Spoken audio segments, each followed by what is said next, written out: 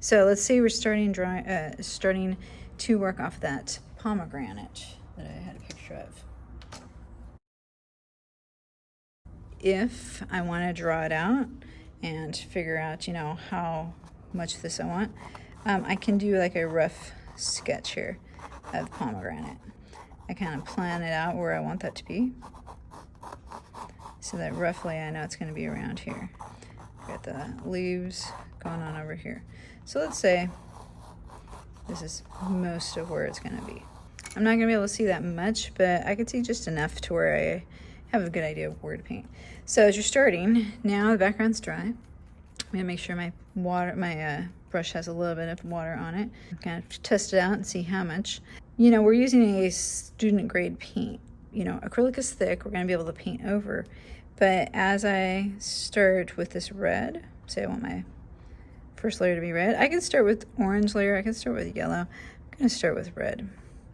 So you can see it's not 100% covering up all this green, especially, if I were to keep going like this across from it, then the red is going to get thinned out. As you build up your first layer, you may have to put down a little bit more paint as you kind of cover that up.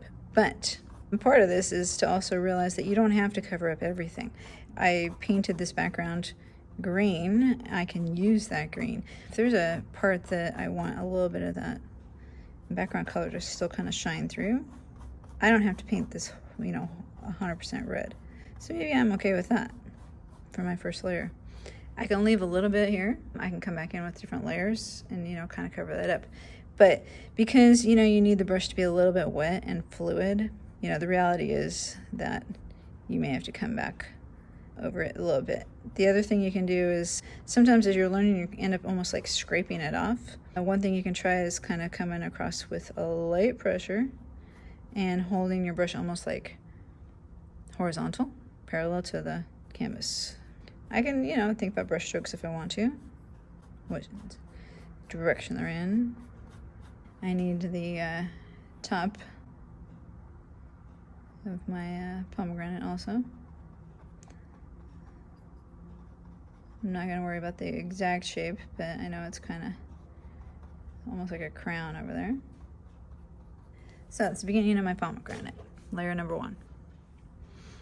So now my pomegranate, it has some dark areas, it has some highlight areas, so I'm not going to leave it just, all red.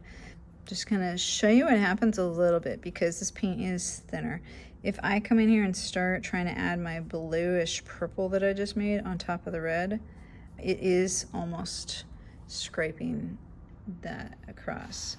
Different types of paint are going to react differently. I'm going to add a little bit of straight blue just to kind of show you guys. If I put this blue with the red, I got to watch out as I blend this. So say I'm going to blend this in to make it, kind of a purple. Get a little bit of red in there with it. As soon as I add a little bit more paint, I'm okay. But if I don't actually have too much paint, see how now I'm almost scraping. If I push hard, see how I'm scraping the paint away and I end up with my green background again. You do have to be paying attention to the pressure that your brush has. And this might be an area where you do have to build up, depending on the color of your background. If I put blue just straight over, it covers it up to a certain point.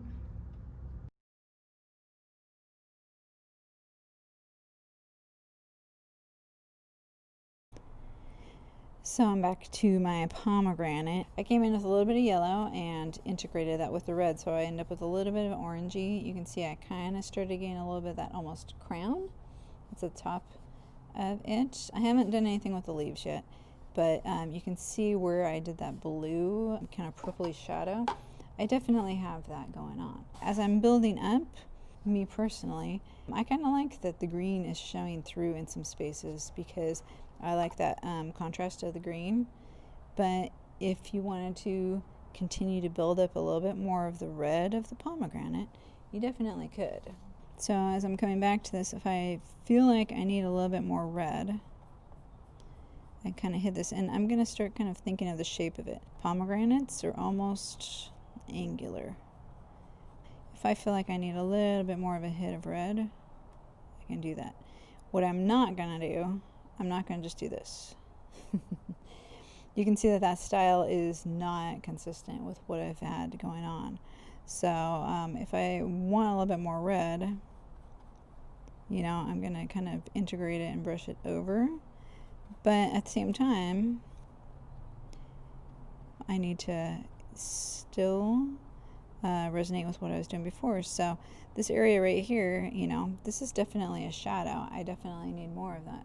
So I need to get some blue or some dark green or make a purple. So since this red is wet, kind of what we talked through yesterday, you can see if I just drop blue in there, this blue is too bright, it's going to grab too much attention. So this is where the wet on wet blending comes in.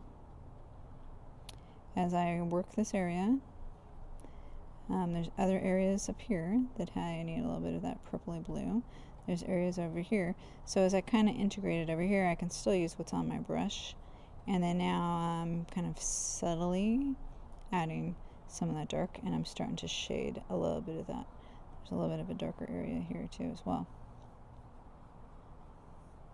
So if this purple ends up a little too blue, I can still come back with a little bit more red and balance it out to a little bit more of a purple. What happens if I add a little bit of a greenish blue? Does a greenish blue make it pop a little bit more than the purple? You might like this effect, you might not. As you're working, this is all still wet. Maybe you decide you like it, but it's a little bit too obvious and you need to tone it down a little bit. So remember, you know, you need a little bit of water on your brush for flow, but remember this paint is a little bit thinner than a professional grade acrylic, so you can get away with a little bit less water on your brush, but if you find you need a little bit more of a fluid state, and go. So I'm just kind of going back over it with a little bit more red. Maybe I like this color where it ended up. Maybe I like that darker color that ended up with the green. It's okay to experiment a little bit with some of these colors and values that you're creating. And I can come back if I want to add a little bit more red on top of it. I'm going to let it dry, but I can come back to it and smooth that out if I want to. Just going to point out a little bit here. Okay, you can kind of see on this side I have a little bit of a smoother because I was blending that. So this is one approach. I can kind of blend that wet on wet a little bit smoother. Over here, it's still wet on wet, but I dropped down that darker color on top, and I didn't really blend it. I left it with a little bit of that roughness of the canvas. So you can kind of, you know, decide which way you like a little bit better. If you like the softer blending, then make sure you're kind of going over it a little bit more. If you like the rougher part, then stick with that. So I'm gonna start adding in a little bit of like my highlight area. There's a good strong highlight coming across here. A good low strong highlight, kind of like I said, almost angular here. And then there's a little bit of lighter area on this side as well.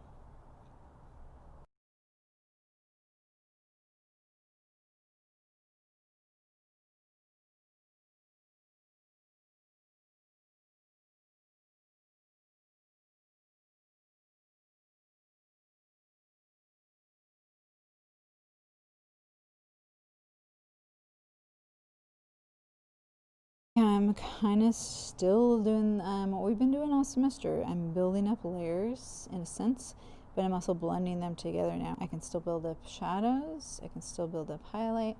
I don't quite have a range of values right now. It's a little bit dark. I need to brighten up and, you know, let's say get a little bit of a lighter value up here. I can do this now with the wet on wet approach.